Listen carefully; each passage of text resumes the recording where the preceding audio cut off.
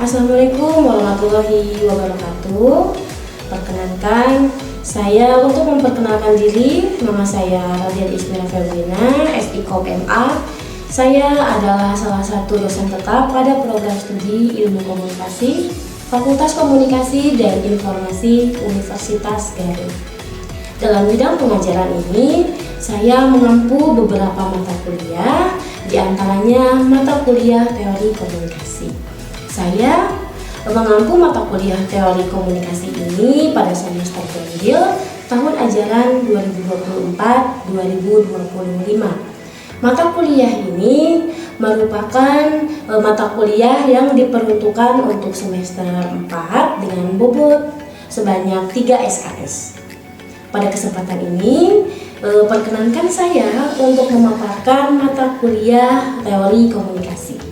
Mata kuliah ini membahas secara komprehensif berbagai teori dasar dan juga lanjutan dalam kajian ilmu komunikasi, baik itu secara klasik maupun kontemporer. Mahasiswa akan mempelajari perkembangan historis daripada teori-teori komunikasi, pendekatan dan paradigma dalam studi komunikasi, serta bagaimana penerapan teori-teori tersebut berdasarkan konteksnya yang terdiri dari konteks ilmu komunikasi intrapersonal, komunikasi interpersonal, komunikasi kelompok, komunikasi organisasi, dan juga komunikasi massal. Berkaitan dengan sistem pembelajaran, perkuliahan teori komunikasi ini diselenggarakan dengan pendekatan blended learning, di mana memadukan antara pembelajaran luring atau tatap muka secara langsung di kelas dan juga daring melalui platform e-learning resmi Universitas Garut, yaitu LMS Universitas Garut daring uniga.ac.id. Mahasiswa dapat mengakses materi perkuliahan, mengunduh RPS, dan juga mengunggah tugas secara online. Sementara untuk penyampaian materi, diskusi bisa dilakukan secara luring. Begitupun dengan presentasi juga dilakukan secara tatap muka langsung di kelas. Kemampuan yang diharapkan setelah mahasiswa menyelesaikan mata kuliah teori komunikasi ini diantaranya: 1. Memahami dan menjelaskan teori-teori komunikasi, yang mana di sini menjelaskan konsep-konsep dasar serta perkembangan berbagai teori komunikasi, baik itu klasik maupun kontemporer, secara sistematis dan juga secara logis. Yang kedua, menganalisis fenomena komunikasi, di mana mahasiswa bisa mengidentifikasi, mengkaji, dan menganalisis fenomena komunikasi dalam kehidupan sehari-hari. Selain itu, mengevaluasi relevansi teori, di mana mahasiswa mampu mengevaluasi kekuatan dan keterbatasan masing-masing teori komunikasi dalam menjelaskan dinamika komunikasi yang terjadi dalam konteks lokal, nasional, maupun global. Selanjutnya, menerapkan teori komunikasi dalam penelitian dan juga praktik. Mahasiswa diharapkan bisa menerapkan teori komunikasi sebagai dasar dalam menyusun kerangka pemikiran ilmiah, menyusun proposal penelitian, atau merancang solusi strategis terhadap permasalahan komunikasi yang real. Selanjutnya, mengembangkan pemikiran kritis dan juga reflektif, di mana mahasiswa bisa menunjukkan kemampuan berpikir kritis dan reflektif terhadap isu-isu komunikasi yang berkembang saat ini, serta mampu mengaitkan teori dengan konteks budaya, sosial budaya masyarakat masa kini. Adapun untuk ruang lingkup materi pembelajaran atau pokok bahasan yang selama mahasiswa mengambil mata kuliah teori komunikasi ini mencakup: pertama, konsep dasar teori komunikasi dan juga konteks komunikasi; yang kedua, paradigma penelitian dan perspektif dalam ilmu sosial; yang ketiga, teori dan juga model komunikasi; yang keempat, pendekatan teori komunikasi, yang mana di sini terdiri dari pendekatan kualitatif dan juga pendekatan kuantitatif; yang kelima, teori komunikasi interpersonal; keenam, teori komunikasi intrapersonal; ke-7 teori komunikasi kelompok, ke-8 teori komunikasi massa, dan terakhir teori komunikasi organisasi. Untuk metode pembelajaran yang saya terapkan pada mata kuliah teori komunikasi ini ialah dengan menggabungkan berbagai model pembelajaran aktif yang mendukung capaian pembelajaran mata kuliah atau CPMK. Yang pertama dilakukan dengan ceramah interaktif atau interactive lecture. Yang kedua, studi kasus atau case based learning. Yang ketiga, diskusi kelompok atau collaborative learning. Yang keempat, pembelajaran berbasis proyek atau project based learning. Kelima, project based learning. Yang keenam, simulasi atau role play jika relevan dengan fenomena-fenomena kajian ilmu komunikasi. Yang terakhir, pembelajaran mandiri terstruktur atau structured independent learning. Untuk penilaian diperoleh dari beberapa aspek. Aspek-aspek tersebut meliputi yang pertama ada kehadiran yang bobotnya itu ialah 10%, tugas 20% yang terdiri dari tugas individu dan juga tugas kelompok. Kemudian hasil UTS yaitu sebesar 30%, untuk hasil UAS sebesar 40%, untuk total secara keseluruhan yaitu 100%. Untuk rubrik penilaiannya dikatakan sangat kurang jika skornya itu kurang dari 20, dikatakan kurang jika skornya itu 21 sampai 40, dikatakan cukup jika skornya itu 41 sampai 60, dikatakan baik jika 61 sampai 80, dan sangat baik jika skornya itu 81 sampai dengan 100. Demikian pemaparan berkaitan dengan materi-materi yang mungkin dipelajari selama 1 semester ini dalam mata kuliah teori komunikasi. Berikut saya akan lampirkan untuk kegiatan pembelajaran yang dilakukan di dalam kelas. Assalamualaikum warahmatullahi wabarakatuh. Selamat pagi rekan-rekan semuanya. Apa kabar semuanya? Alhamdulillah. Semoga semuanya senantiasa ada dalam lindungan Allah Subhanahu wa taala. Hari ini kita bertemu kembali dalam mata kuliah teori komunikasi, dan hari ini kita sudah memasuki pertemuan keempat. Sekalian, sebelum kita memulai perkuliahan kita pada hari ini, marilah kita berdoa terlebih dahulu menurut kepercayaan masing-masing. Berdoa dimulai.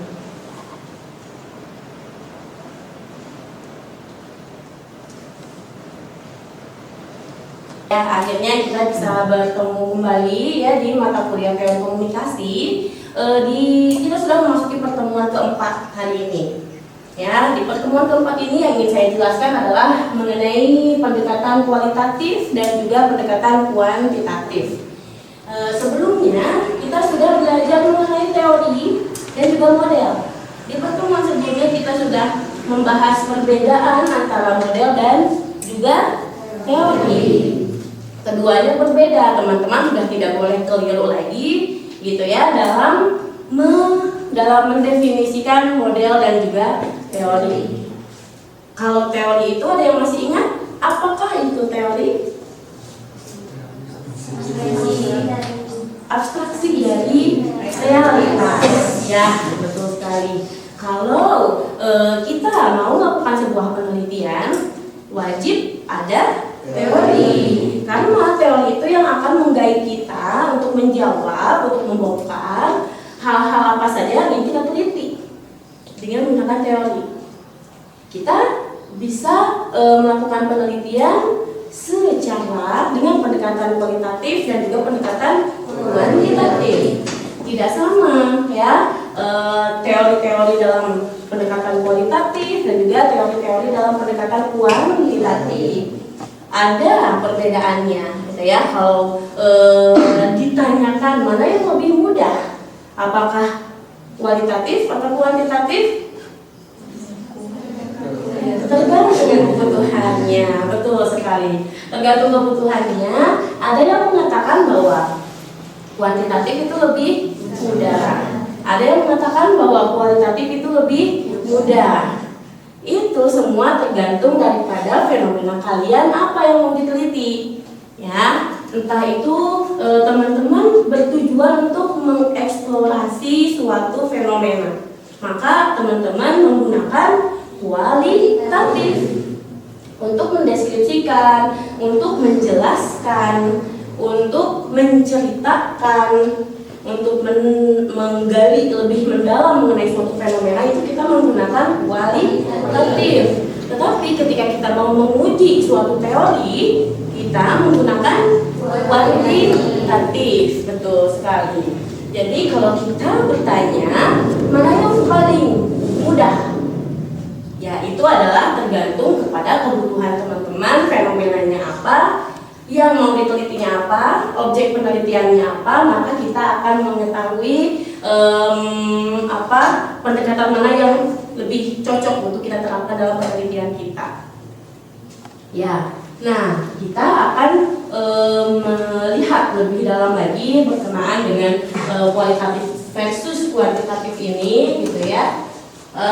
Kita lihat terlebih dahulu bahwa penelitian, apa yang teman-teman ketahui, yang teman-teman dengar dengan kata penelitian. Penelitian adalah menemukan kebenaran. Kemudian menemukan data. Betul. Menemukan kebenaran, menemukan data. Mencari jawaban dari pertanyaan-pertanyaan kita berkaitan dengan fenomena. Betul sekali, itu penelitian. Penelitian bisa kita lakukan, dituliskan melalui apa ya? Kalau teman-teman sekarang bisa skripsi, bisa artikel. Artikel itu ada artikel penelitian, ada artikel pengabdian, gitu ya. Nah, untuk skripsi dan artikel sama atau tidak? Berbeda. Substansinya kemungkinan sama, hanya saja untuk cara kita, metodenya itu kita menuliskannya itu yang berbeda, lebih singkat untuk artikel, untuk skripsi kita lebih mendalam. Tapi tetap untuk penelitian itu teori, baik itu skripsi ataupun artikel, teori tetap diperlukan, tetap wajib ada. Ya, nah misalnya kalau misalnya kita mau melakukan penelitian dengan pendekatan kualitatif, fenomena apa nih yang teman-teman mau ambil? Contohnya, siapa? Boleh acungkan tangannya untuk menyebutkan saya ingin melakukan penelitian dengan pendekatan kualitatif. Boleh? Silakan Pak.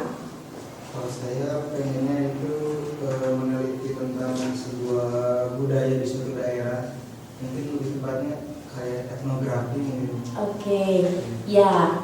Dengan etnografi, betul sekali, itu bisa dilakukan dengan pendekatan kualitatif. Kenapa demikian? Karena itu tadi, kalau penelitian itu kita bermaksud untuk membahas sesuatu lebih mendalam. Kita mengeksplorasi mengenai suatu hal, mengenai suatu fenomena. Kalau misalnya berkaitan dengan budaya tertentu, diri kita sendiri ini adalah sebagai instrumen penelitiannya, yang mana kita turun ke lapangan, kita bertanya kepada orang-orang yang menjadi objek penelitian kita. Jadi sejauh apa data yang bisa kita dapatkan adalah tergantung daripada kita sebagai instrumennya. Apakah kita bertanyanya itu sudah dalam atau belum? Kalau misalnya kita sudah dalam bertanya mengenai suatu budaya tertentu, maka data yang bisa kita dapatkan bisa banyak. kita bisa kaya akan data. Dan sebaliknya, kalau misalnya kita hanya bertanya mengenai suatu hal yang hanya tampak di permukaannya saja, gitu, maka data yang kita dapatkan apakah akan sekaya itu? Tidak, tetapi hanya sedikit saja data yang bisa kita dapatkan. Ya, seperti itu. Jadi tentang budaya kita tidak bisa menggunakan kuantitatif, ya, tetapi kita bisa eksplor dengan menggunakan kualitatif. Dengan teori apa? Salah satunya adalah dengan menggunakan teori etnografi. Ya. Kemudian selain budaya, selain etnografi, ada lagi mungkin teori-teori yang sudah teman-teman dengar. Untuk kualitatif, siapa?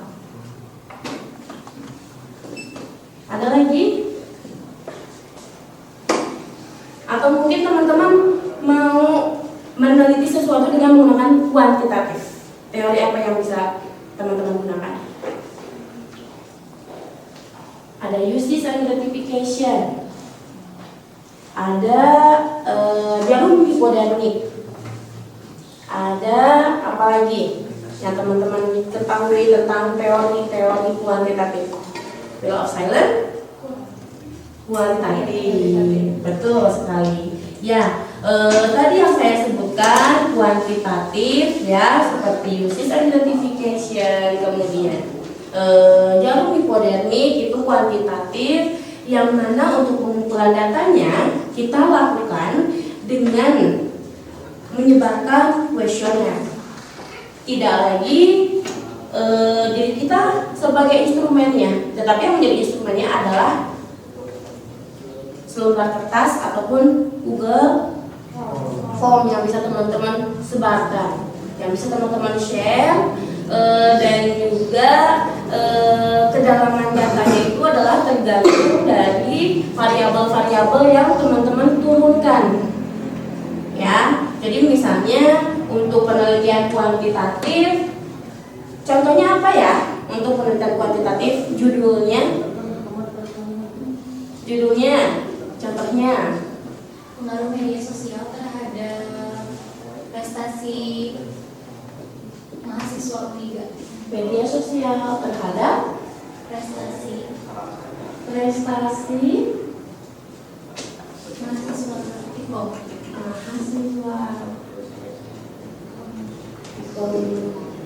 ini dia. Terdiri dari berapa variabel kah ini?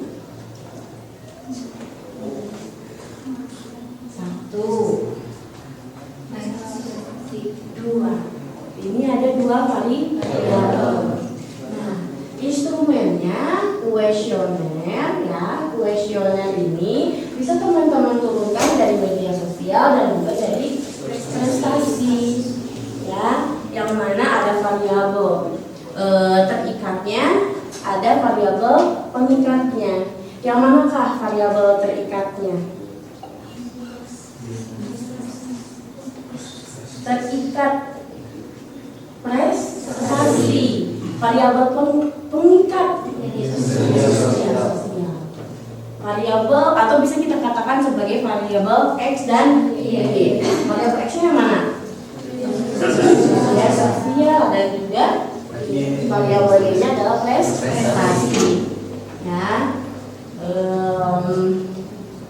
Nah, dari pengumpulan data di sini teman-teman, ya, dengan menggunakan kuesioner, teman-teman nanti bisa dilakukan secara langsung sebar dengan menggunakan selembar kertas seperti itu, ataupun bisa memanfaatkan platform-platform digital, ya, seperti Google Form, salah satu di antaranya.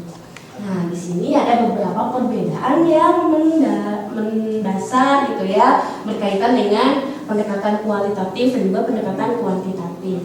Untuk pendekatan kuantitatif ialah pendekatan yang di dalam usulan penelitiannya, prosesnya, hipotesisnya turun ke lapangannya, dan analisis data yang dilakukan sampai kepada kesimpulan kesimpulan itu sampai dengan penulisannya menggunakan aspek-aspek pengukuran secara numerik. Berarti menggunakan angka. Ya, jadi di sini teman-teman nanti pasti akan bertemu dengan angka-angka. Nanti dari kuesioner itu diolah dengan menggunakan aplikasi apa? SPSS salah satunya ya.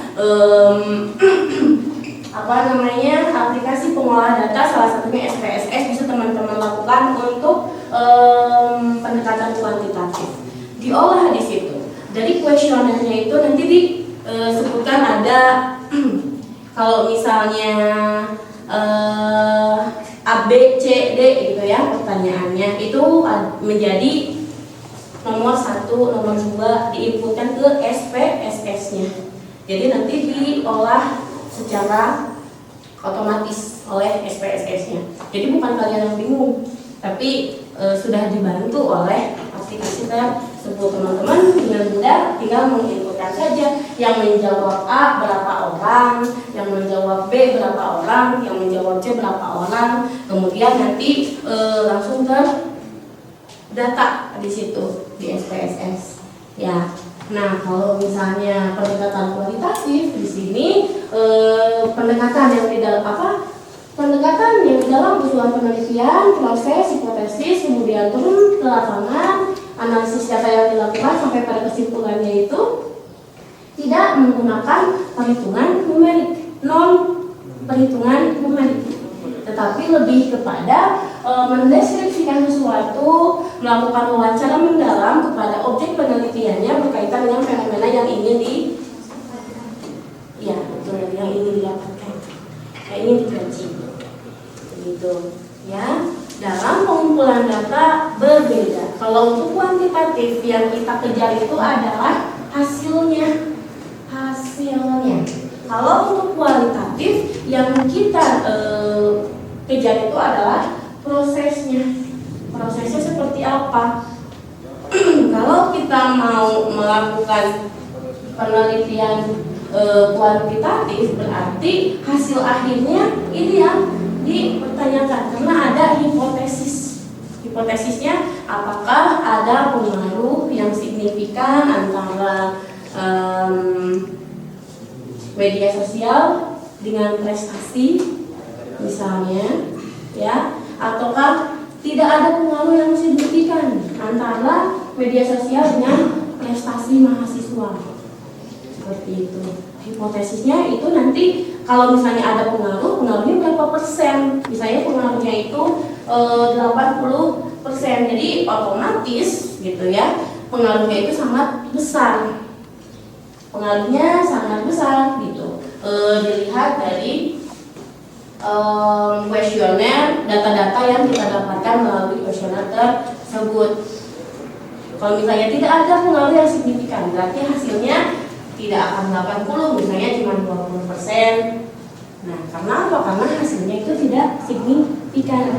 Tadi kita mengejar hasil untuk kuantitatif. Kalau untuk kualitatif, proseslah yang kita kejar. Kenapa demikian? Karena kita ingin mengetahui, misalnya kalau judul penelitian seperti ini, pengaruh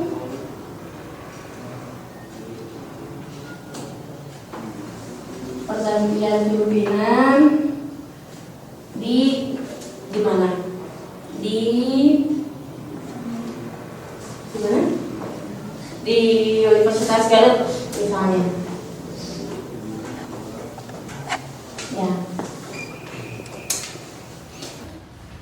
Itu mungkin teman-teman yang bisa saya sampaikan berkaitan dengan kualitatif versus kuantitatif. Jadi tidak ada lagi yang yang bertanya mana yang lebih mudah, mana yang lebih sulit. Keduanya sama-sama mudah, sama-sama sulit sesuai tergantung pada kebutuhan teman-teman melakukan penelitian seperti apa. Mungkin ada dari kalian yang mau memberikan kesimpulan berkaitan dengan apa yang saya sampaikan tadi. Siapa? Silakan. Boleh, Teh. Kalau menurut saya pribadi, kalau misalkan secara garis besarnya untuk untuk perbedaan antara kualitatif dan kuantitatif. Kalau kualitatif itu lebih ke wawancara mendalam dengan nanti hasilnya secara deskripsi dari wawancara mendalam tersebut. Kalau misalkan kuantitatif itu adalah mengisi kuesioner di mana kita menjadikan seseorang sebagai untuk menjawab pertanyaan yang telah kita sediakan. Nanti bakal ada hasil di mana hasil dari jawaban dari responden tersebut. Seperti itu secara garis besarnya. Ya, alhamdulillah bagus sekali kesimpulannya ya.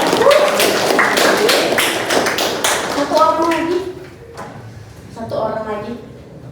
Siapa? Satu orang lagi. Dari sebelah kanan, dari belakang, Akang. Ya. Siapa lagi? Akang, pojok sana. Mangga sana. Dari depan. Oke, silakan Kang.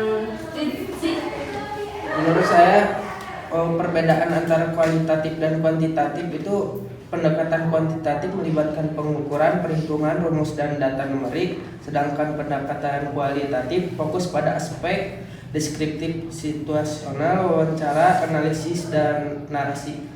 Ya, bagus sekali. Tepuk tangan. Ya, demikian ya. Jadi teman-teman sekarang sudah mulai bisa memilih gitu ya teori-teori apa yang cocok untuk diterapkan ke dalam fenomena yang kalian ambil seperti apa.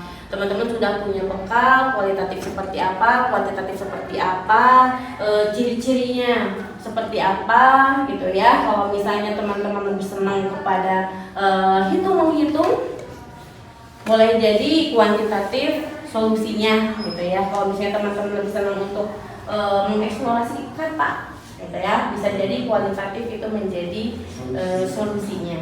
Sekian mungkin yang bisa saya sampaikan. Terima kasih atas perhatiannya, terima kasih atas partisipasinya. Insya Allah kita ketemu lagi minggu depan dengan pembahasan berkaitan dengan lebih kepada teori-teori konteks ya, karena ilmu komunikasi itu kan ada konteks interpersonal, intrapersonal, organisasi, komunikasi massa ya. Nah, kita minggu depan akan beranjak ke teori-teori tersebut gitu ya. Sekian saya akhiri, wabillahi taufiq wal hidayah. Wassalamualaikum warahmatullahi wabarakatuh. Waalaikumsalam warahmatullahi wabarakatuh.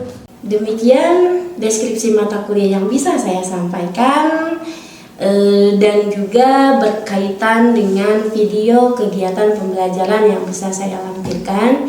Terima kasih atas perhatiannya. Saya akhiri. Wabillahi taufiq wal hidayah. Wassalamualaikum warahmatullahi wabarakatuh.